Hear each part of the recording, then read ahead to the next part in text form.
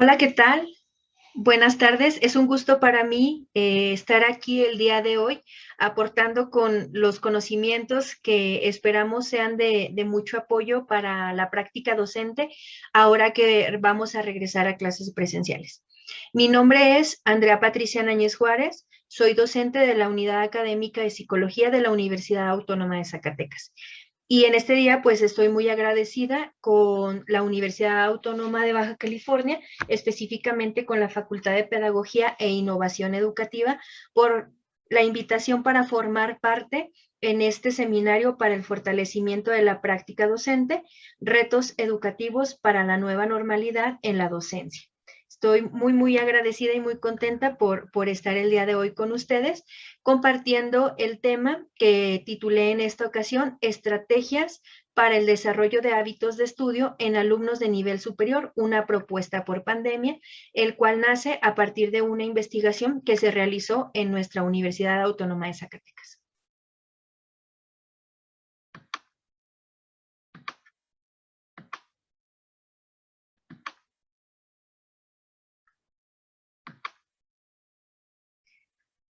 Para comenzar, bueno, esta es la portada, ¿verdad? Igual que aparece, como ya lo había mencionado, el título de Estrategias para el desarrollo de hábitos de estudio de nivel superior, una propuesta por pandemia, el cual nos va a dotar de estrategias o habilidades que dentro del aula a nosotros como docentes nos pueden ayudar para mejorar los hábitos de estudio en los chavos. Mi nombre es Andrea Patricia Náñez Juárez, lo reitero, y formo parte de la planta docente de la Universidad Autónoma de Zacatecas, específicamente de la Unidad Académica de Psicología.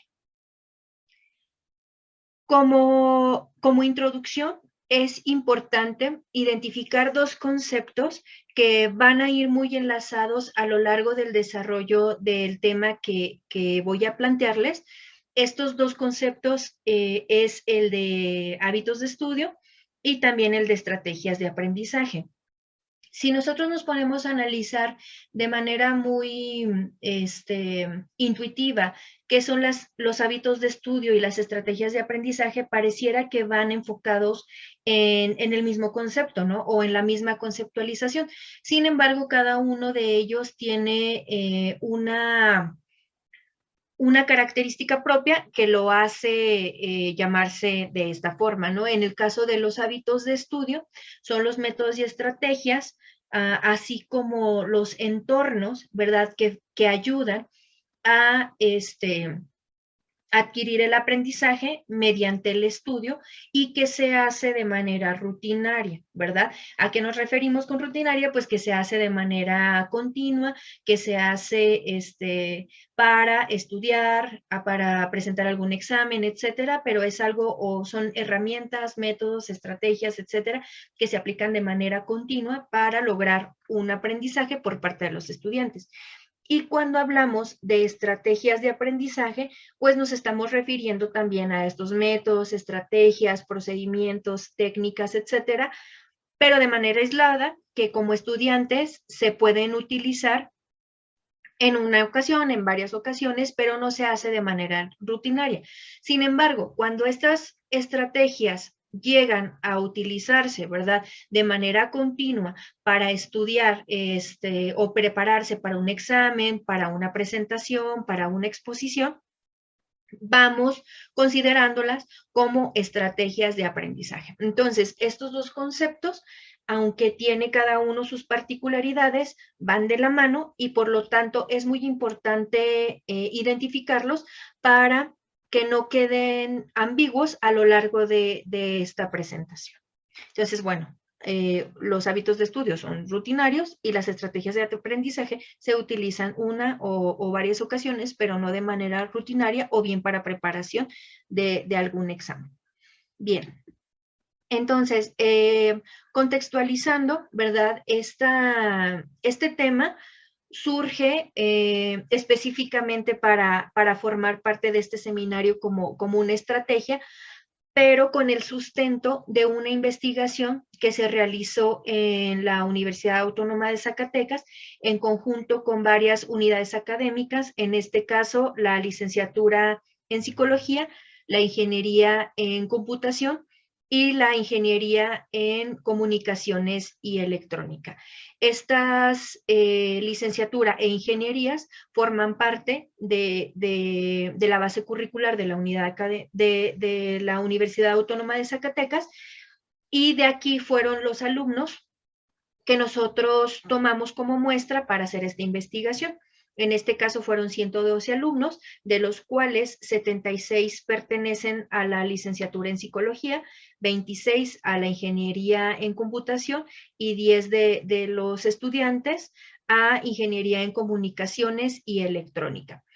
Cabe mencionar que de estos alumnos, no únicamente son estudiantes del campus Zacatecas, sino que se tomaron en cuenta varias extensiones para poder aplicar nuestra muestra y que fuera un poquito más extensa. Por ello se contó con la participación del campus Jerez, del campus Jalpa, del campus Fresnillo y del campus Zacatecas. De ahí sacamos nuestra muestra. Dentro de la muestra se identificaron que 75 alumnos eran de sexo femenino y 37 del sexo masculino, así como oscilaban sus edades entre los 18 y 40 años de edad, ¿no? Que son más o menos la población a la que nosotros atendemos, no solamente desde el semiescolarizado, sino también en el escolarizado. En este caso, el sistema semiescolarizado no participó, pero aún así podemos ver que la edad de los sujetos que forman parte de esta investigación, pues oscila entre los 18 y 40 años. Pasando entonces a la parte de los resultados que obtuvimos con esta investigación, pues en primer lugar es importante mencionar que el instrumento que utilizamos para la investigación es el denominado cuestionario de motivación y estrategias de aprendizaje, el cual está dividido en dos escalas. La primera escala es la de motivación y la segunda es justo la de estrategias de aprendizaje, pero para este análisis, ¿verdad?, el que estamos presentando el día de hoy para ustedes, solamente se utiliza los resultados que nos otorgó o que nos arrojó la escala de estrategias de aprendizaje, que consta de 50 ítems, y estos 50 ítems están clasificados en 9 subescalas que representan rubros que a nosotros como investigadores y como docentes frente a grupo nos van a ayudar a identificar los puntos bajos o altos y a partir de ahí poder hacer esta propuesta para hábitos de estudio, que es algo muy interesante. Ahorita lo vamos a desarrollar, pero estos son los fundamentos que nos ayudan a hacer esta propuesta, ¿no? También es importante mencionar que este instrumento no fue aplicado durante la pandemia, sino antes de ella, y eso nos da pues una visión que nos permite identificar cómo era la situación de los alumnos antes de la pandemia, ¿no? Con qué elementos contaban o con qué características ya tenían y las cuales nosotros podemos reforzar o mejorar, porque recordemos que los hábitos de estudio, las estrategias de aprendizaje estuvieron o han estado cambiando a lo largo de la educación virtual o de las clases en línea, porque no son las mismas que utilizaban los chicos antes de la pandemia y que queremos nosotros volver a fortalecer, ¿verdad? Porque tal vez algunas se perdieron o disminuyeron y bueno, ya iremos viendo los retos a los que nos vamos a enfrentar, pero justo es esta parte, ¿no? El sustento de por qué nosotros vamos a hacer esta propuesta. Como resultados interesantes que obtuvimos de manera general está el reporte de las estrategias que más utilizan los chicos para aprender, ¿verdad? Para estudiar. Entonces, dentro de estas estrategias que ellos más aplican, es la realización de esquemas, diagramas, tablas, la búsqueda de ideas principales en las lecturas o en los textos que nosotros les compartimos y las notas en clase. Pero si nosotros analizamos ahora en el contexto de pandemia, sabemos que tal vez los alumnos hayan fortalecido mucho la lectura, pero no sabemos tal vez la calidad de lectura que están haciendo los alumnos. Por lo general, estamos en una constante lucha como docentes, porque consideramos que los alumnos no poseen esta lectura de comprensión que tal vez ya deberían de tener, y ahora lo que están haciendo tal vez es leer por leer. Tal vez esto sí se ha aumentado mucho, la parte de la lectura, pero no porque haya aumentado quiere decir que tenga una o que tengan una lectura de calidad. Así es que es importante también observar eso.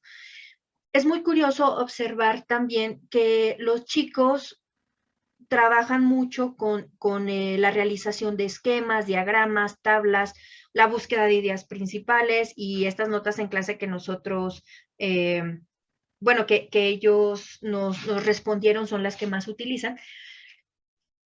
Y desde un análisis muy propio, ¿verdad? Como investigador, considero que la realización de esquemas, diagramas, etcétera, lo ya mencionado en un momento, no es más que el cambio de formato de una lectura a un esquema, ¿verdad? Y creo, por situaciones que más adelante voy a mencionar, no existe un análisis como tal, sino que solamente es pasar un texto de un formato, pues así, ¿verdad? De texto, un PDF, etcétera, a un formato de esquema, tabla, diagrama, etcétera. Pero no hay un análisis. Hay un ordenamiento en las ideas, pero creo que no hay un análisis como tal. Entonces, estas estrategias que ya tienen los chicos, porque los chicos ya saben hacer esquemas, diagramas, hay que fortalecerla justamente desde la perspectiva del análisis de las lecturas. Ahora, esta información, yo he identificado que los alumnos cuando los ponemos a leer, la información que identifican son conceptos principales y las palabras que están subrayadas, los subtítulos, etcétera, que justamente es lo principal, pero tal vez ellos en un punto no entiendan por qué se estructura así desde una perspectiva analítica, solamente están haciendo una transformación de los textos. Y bueno, creo que eso habría que fortalecerlo ya durante nuestra práctica docente, justamente tomando en cuenta estos hábitos de estudio. Ahora, en contraparte, pues los alumnos los alumnos mencionan que las estrategias que casi ellos no utilizan son el reunirse en equipos para compartir o discutir los contenidos de las asignaturas. Ocurre mucho pues que los trabajos en equipo lo que hacen, por ejemplo, es prepararse para exposiciones, etcétera, pero no hay un diálogo de análisis sobre los temas o sobre los textos que se están presentando. Y curiosamente, al momento pues, de uno realizar los análisis de los resultados, vamos identificando que al menos, ¿verdad? En nuestro contexto, en Zacatecas, en la Universidad Autónoma de Zacatecas, específicamente en mi caso, que formo parte de la unidad académica de psicología, se identifica que los chavos, cuando están realizando su trabajo de tesis o su trabajo de monografía, etcétera, lo que más batallan ellos es para identificar cuál es el sustento teórico, cuál es la teoría que va a sustentar su trabajo. Identifican el problema, identifican cuál es la situación, la población, etcétera, pero al momento de analizar cuál es la teoría que les va a funcionar para sustentar su trabajo de investigación, es donde vemos que hay bastantes carencias y bastantes dificultades. ¿Qué pasa? No es que no hayan visto las teorías dentro de clase, las teorías las vieron y no las han visto solamente en una asignatura, las han visto en varias. El problema es que las ven desde una perspectiva de teórica únicamente, pero conceptual, memorística tal vez, sin un análisis, ¿no? Sin un análisis de estas investigaciones ante a la realidad. Te puede decir cualquiera de los chicos que están estudiando cuál es la teoría de Piaget, cuál es la teoría de Vygotsky, en qué consiste cada una, cuáles son los conceptos principales, pero al momento de llevarlas a un campo real, a un campo práctico, es donde no existen esas conexiones y es cuando se preocupan bastante por qué teoría van a utilizar, ¿no? Y muchas veces me han preguntado, ¿verdad, maestra, qué teoría utilizo aquí? Pues es que eso no es que uno se los diga. Aquí la importancia es que ellos tienen que analizar la información que ya obtuvieron mediante estos esquemas, mediante estos diagramas, mediante estas tablas, para poder identificar cuál es la teoría que va a sustentar este trabajo práctico que van a realizar.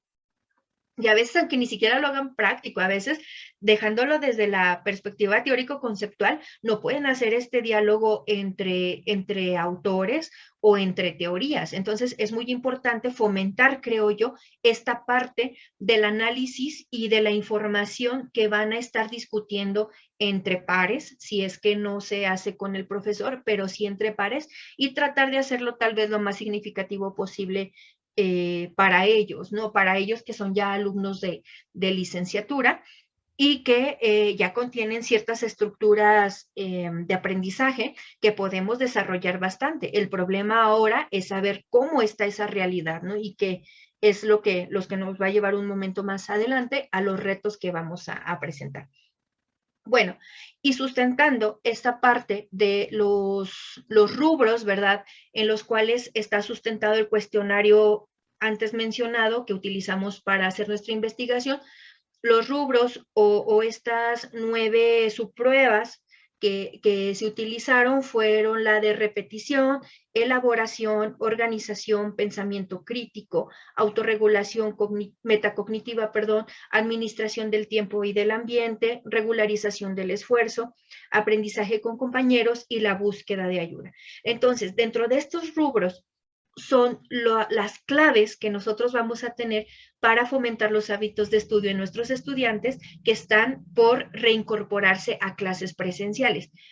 Tomemos en cuenta también que aunque los alumnos estén regresando ya de manera paulatina a las aulas, muchos tal vez aún sigan en línea, algunos de manera híbrida, y se complica bastante las estrategias para poder impartir en clase. Cuando tenemos unos en línea, cuando tenemos otros presenciales, nuestros procesos como docentes aún no están preparados para poder estar en dos lugares a la vez, ¿no? Nosotros podemos ser como multitareas, ¿verdad? Podemos ser multitareas, pero es una situación a la que tal vez no nos habíamos enfrentado como docentes.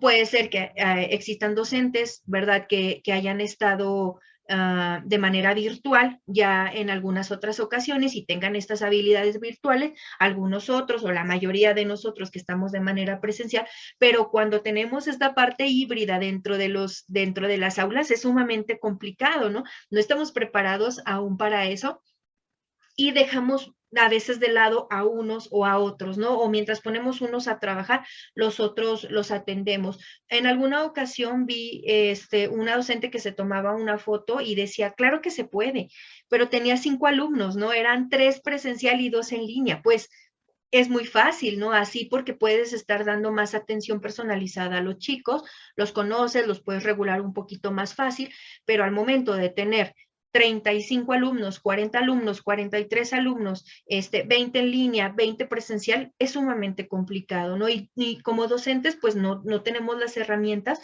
y a veces ni siquiera, bueno, las estrategias y a veces ni siquiera el contexto o los elementos del contexto que nos permitan impartir una clase de calidad, ¿no? De repente se nos va el internet, de repente ya no te puedes conectar, o llegas, saludas a los chicos, los que están en presencial y los que están en línea te están esperando para que te conectes. Y bueno, es habilidades que nosotros también como profesores no hemos desarrollado y que tenemos que tomar en cuenta para conocer en realidad cuáles son estas estrategias de aprendizaje que ahora los chicos regresando de pandemia tienen y cuáles no.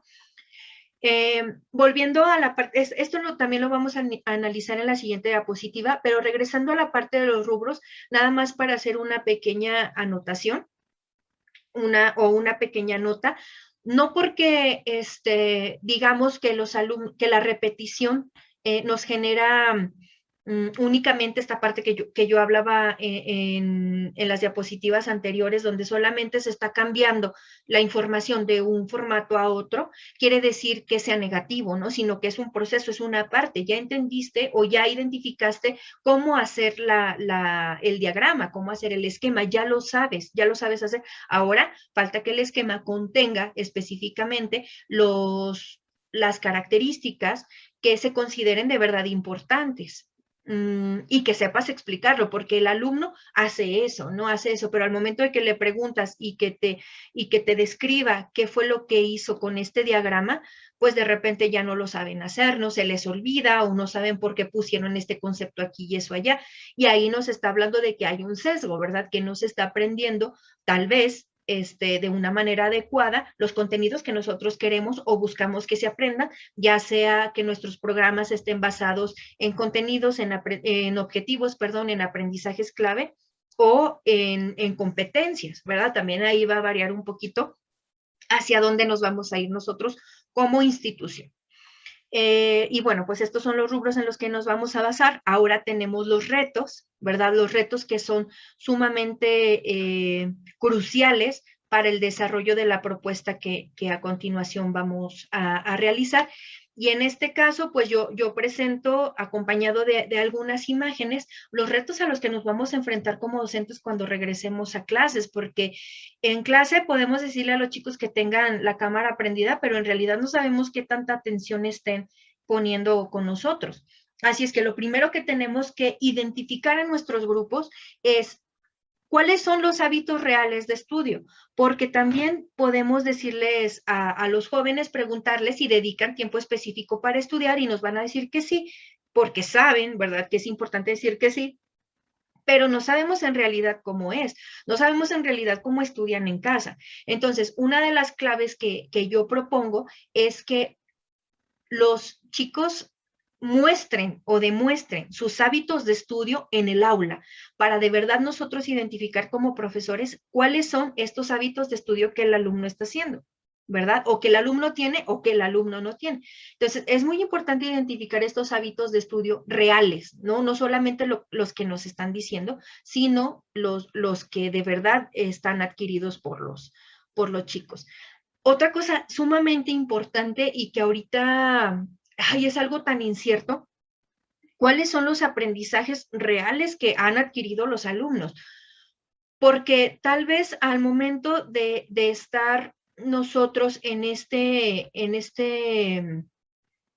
situación de una escuela en línea o de un aprendizaje en línea, suponemos que los alumnos tienen estos aprendizajes porque nos han contestado bien nuestras evaluaciones, ¿verdad? Que es otro de los puntos. Nos han contestado bien las evaluaciones, nos han entregado de manera adecuada los trabajos, pero a veces no sabemos si en realidad los hicieron ellos, porque no los vemos trabajar. A mí me gusta mucho poner a los alumnos a trabajar en clase. Yo por lo general no dejo tareas porque me gusta ver a los alumnos haciendo sus exposiciones, haciendo sus trabajos en clase y es cuando yo veo de verdad las aptitudes y los hábitos que los alumnos tienen para realizar o no un trabajo, cuánto se tardan, etcétera, y los observo yo en clase.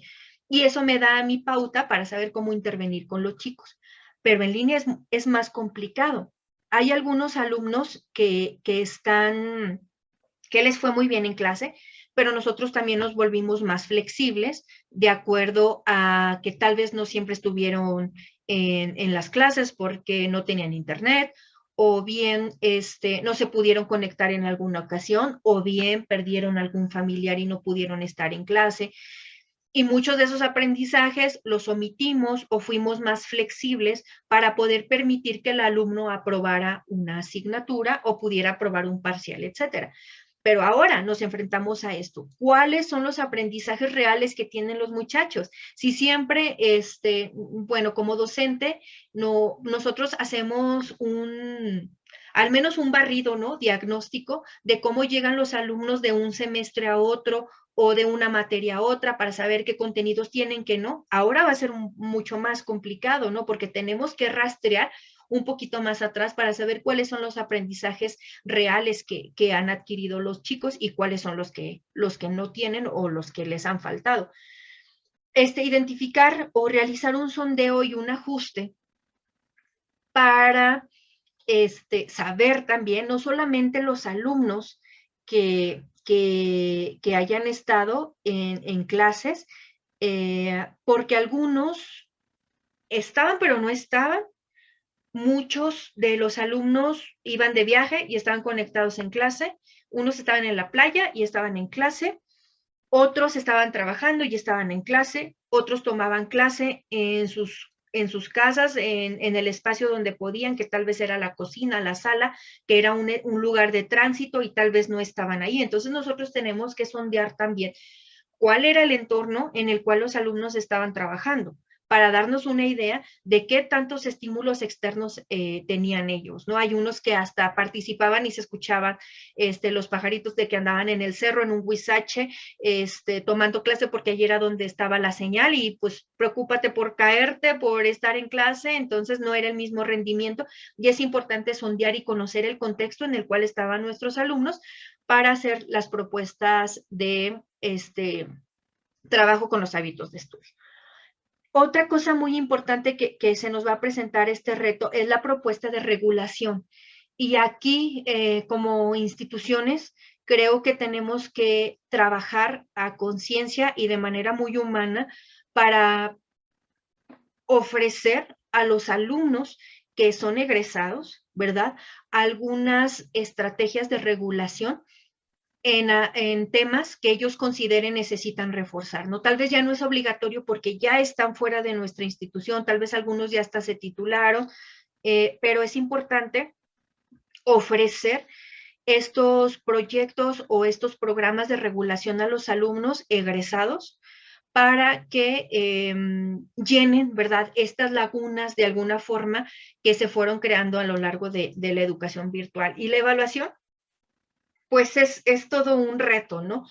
Todo un reto saber qué tan bien funcionaron nuestras evaluaciones, porque muchos evaluaron con exámenes digitales, ¿verdad? Se les dieron tiempos específicos, algunos estaban en cámara, algunos hasta les tapaban los ojos, miles de estrategias que utilizamos como docentes para evaluar, pero ¿qué tanto esta evaluación fue repetición? ¿Qué tanto esta evaluación fue análisis? No lo sabemos. Creo que eso va a estar en estos sondeos diagnósticos que tenemos que hacer con nuestros alumnos, con nuestros grupos, ya cuando estemos de manera presencial.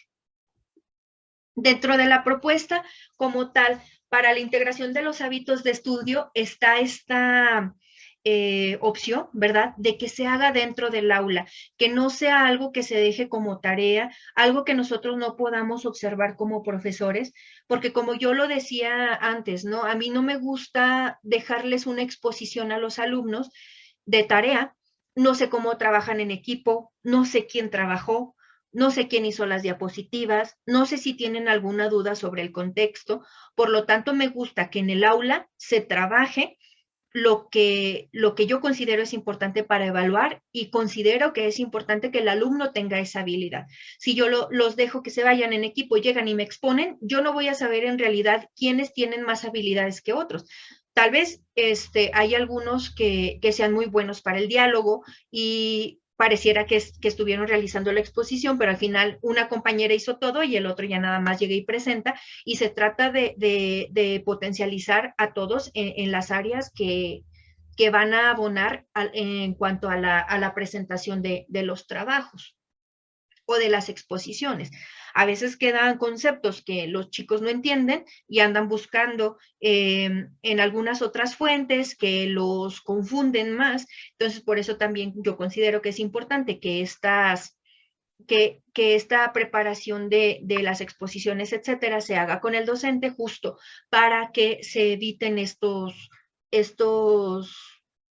dificultades al momento de entender un concepto o poder explicarles un concepto a sus compañeros, ¿no? Más antes de regañarlos enfrente de todo que el concepto no era eso que ellos estaban diciendo, pues nosotros apoyarlos para que ese concepto esté entendido antes de que el alumno vaya a presentar su exposición, ¿no? Entonces, aquí la idea es presentar estos hábitos de estudio desde el aula, no solamente de tarea o cómo estudias en casa, ¿no? Sino nosotros como docentes observarlo. Entonces, la regulación del tiempo, ¿verdad? Nosotros como docentes tenemos un tiempo específico para poder impartir nuestra cátedra, pero dentro de nuestra cátedra tenemos que tomar en cuenta los tiempos para que los alumnos se vuelvan a adaptar, ¿verdad? Se vuelvan a adaptar a esta dinámica de estar presentes, porque como lo puse en la otra diapositiva, unos puede que estaban dormidos y nosotros ni en cuenta, ¿verdad? Porque tenían la cámara apagada, que porque su cámara no funcionaba, pero en realidad era porque estaban dormidos o eran de los que ya se había acabado la clase hace una hora y seguían conectados porque ni siquiera estaban ahí, nada más dejaban la computadora prendida.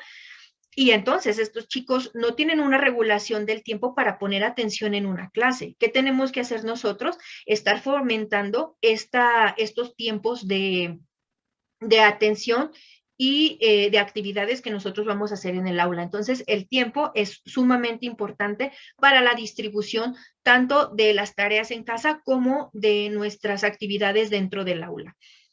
Otro punto importante es los espacios de estudio, ¿verdad? Designar en nuestras unidades académicas espacios de estudio que para los alumnos pueden ser diferentes, porque no todos tenemos los mismos hábitos de estudio, las mismas estrategias de aprendizaje. Ya cada uno de los alumnos identifica un poquito más que los niños pequeños, ya en la licenciatura, identifican más cuál es el entorno que más les apoya para poder estudiar, ¿no? Entonces podemos dar pequeños momentos de media hora para que los chicos analicen algún tema o lean algunas cuartillas. Algunos lo hacen en el salón, en equipo, ¿verdad? Algunos otros piden permiso para salir a leer al aire libre, algunos otros se ponen sus audífonos para estar leyendo, obviamente siempre respetando los estilos de los demás, pero tal vez dar como esta apertura y flexibilidad a que puedan estudiar de la manera que se les acomode más a ellos, y así como docentes podemos identificar cómo ellos están aprendiendo mejor o qué entorno se les acomoda mucho mejor. Otra parte muy importante, híjole, es tomar en cuenta, no es tanto como un hábito de estudio, pero sí es un elemento indispensable para que el alumno pueda poner atención, ¿verdad? Y nosotros lo sabemos, es que cuente con un periodo de alimentación adecuada.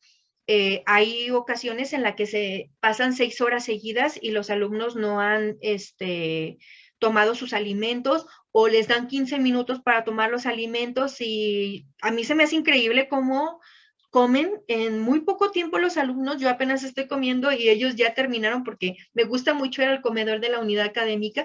Entonces, de repente yo apenas estoy enrollando mi tortilla cuando ellos ya terminaron de comer porque ya sigue la siguiente clase, pero lo hacen en un tiempo récord, ¿no? Así es que de repente eso también resulta un poco frustrante porque no siempre están los alimentos a la mano y al tiempo que uno desea. Entonces, también ser un poquito más conscientes como profesores para darles un tiempo específico de alimentación, o que ellos también se vayan ajustando a los tiempos, ¿verdad? No les vamos a dar una hora para que coman, pero sí ser flexibles en esta parte y que no se nos pase el tiempo sin que tomen alimento. Otra cosa muy importante es como docentes tratar de motivar a nuestros alumnos, ¿verdad? Tratar, bueno, y esto va relacionado con este otro punto, creo yo, tratar de no ser siempre los mismos, de no siempre llevar nuestras diapositivas, de no siempre ponerlos a hacer resumen, de tratar de variar nuestras estrategias de enseñanza, ¿verdad? Para que ellos también se motiven y no sientan que está como la pesadez, y creo que eso nos ayuda a motivarlos. Invitar a algunos otros especialistas, tal vez en algún tema que vayamos a abordar, para que no estén también siempre como que viéndonos a nosotros. Entonces, todo esto como que hace que los chavos se motiven un poquito más, porque saben que las clases van a ser dinámicas, aunque sea una materia teórica. O sea, no porque sea una materia teórica quiere decir que sea siéntate y lee. No, sí, hay momentos, pero no siempre tiene que ser lo mismo. Tenemos que buscar diferentes estrategias, y aunque nos funcione una nada más, hay que tratar de repente de oxigenar esos ambientes escolares para que puedan sentir los alumnos que no estamos en una parte monótona, ¿no? Sabemos que los hábitos de estudio es algo que se hace de manera estratégica, pero también hay que saber cuándo son puntos importantes donde los alumnos tienen que cambiar bueno, no como docente, pero sí de buscar diferentes estrategias, a veces ponerles un video, a veces poner todo esto, a veces diapositivas, por supuesto, tratar de hacer unas clases muy dinámicas, no solamente en la parte de la enseñanza, sino también en la parte de la movilidad, ¿verdad? Y tratar de también en ocasiones cambiarlos de contexto, llevarlos a laboratorios, llevarlos al aire libre, ¿verdad? A tomar una clase al aire libre, de ser más dinámicos en las clases, y ellos están acostumbrados a llegar al mismo lugar. Los 5 años de licenciatura llegan y siempre se sientan en donde mismo, los cambian de salones y donde se sientan, ahí se sentaron para siempre. Entonces hay que fortalecer o diversificar esas dinámicas para que no se haga monótono y que los alumnos se puedan motivar, ¿no?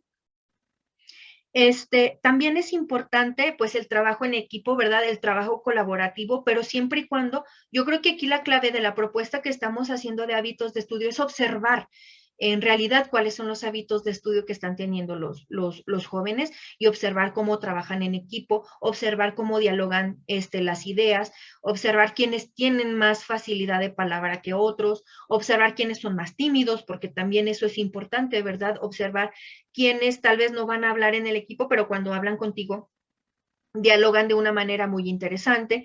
Entonces, ir observando todas estas características en nuestros alumnos durante la clase y no extra, creo que nos va a ayudar bastante a motivarlos, a mejorar los hábitos de estudio que ellos tienen y a volver a establecer como estas dinámicas de trabajo que teníamos, sobre todo en esta parte del tiempo, lo que dedicamos al estudio. Y otro punto muy importante es, y se mencionaba acá, es la búsqueda de ayuda, ¿no? Buscar el apoyo de otros para poder mejorar nuestros aprendizajes.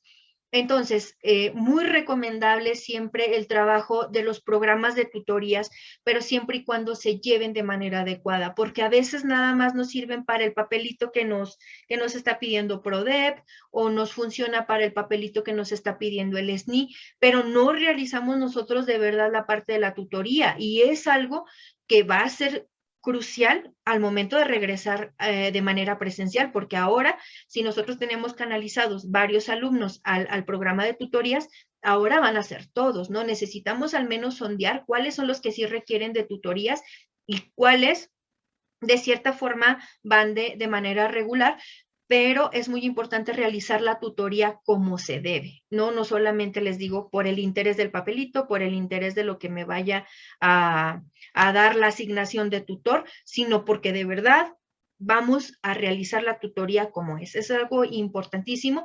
Y otra cosa que son, pues el trabajo en pares, este apoyo que se realiza con las mentorías, al menos en Zacatecas así se maneja. Alumnos que tal vez vayan en un grado más elevado van a ayudar a los otros en alguna asignatura que se les dificulte y las mentorías también tienen muy buenos resultados. Entonces, esto de buscar ayuda también hay que fomentarlo porque no por buscar ayuda quiere decir que no tengas la capacidad intelectual para hacerlo. Obviamente, a veces los profesores explicamos de una forma que el alumno no lo entiende, aunque la mayoría sí, pero este alumno no. Entonces tenemos que particularizar a veces en él y nosotros como profesores no podemos abarcar también tanto. Por eso es importante utilizar estas herramientas que creo que todas las instituciones tenemos ofertadas para los chavos y que ellos estén confiados en que de verdad se les va a dar una atención adecuada, tanto de mentorías como de tutorías, ¿no? Y bueno, pues de mi parte sería todo. Espero que estas estrategias que les compartí en esta ocasión sirvan un poquito para apoyar en este regreso a clases. Agradezco mucho la atención y que tengan una excelente tarde.